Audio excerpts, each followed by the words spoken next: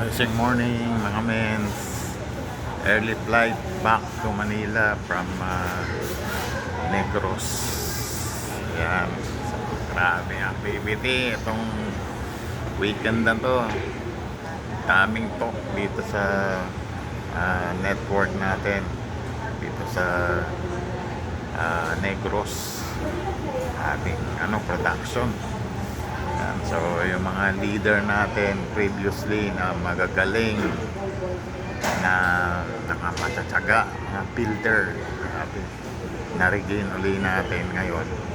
So lumalakas na uli yung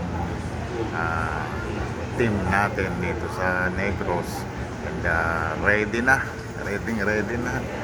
para makaproduce ng 8 diamond ngayong taon na to.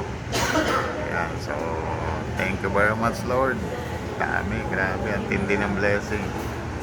Saturday punong-puno ng IBB tayo, of course with the team.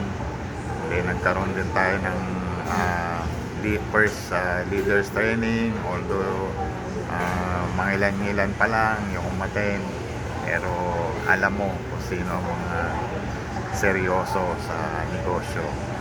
So Saturday training, Sunday punong-puno ng IBB.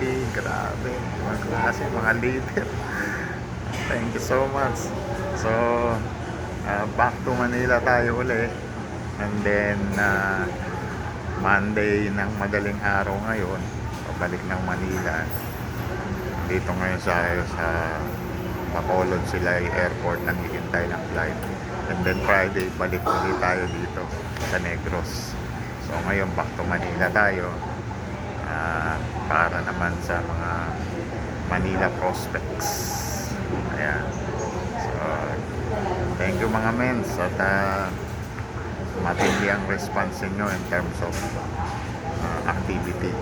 So see you again. Amazing morning.